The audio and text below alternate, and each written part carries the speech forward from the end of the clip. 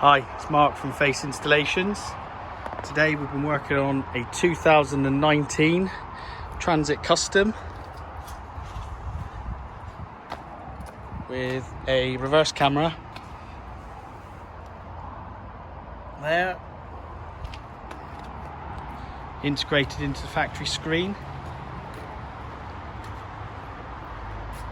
Show you how it works.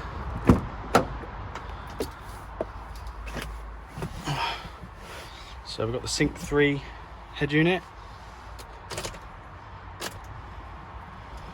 Start it up.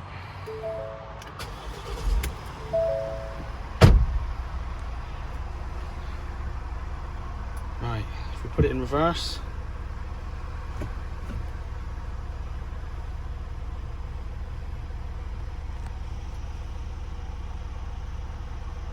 reverse camera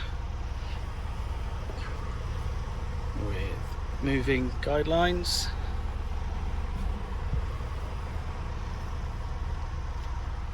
You can see the picture quality is really good. And back to normal when it's out of reverse.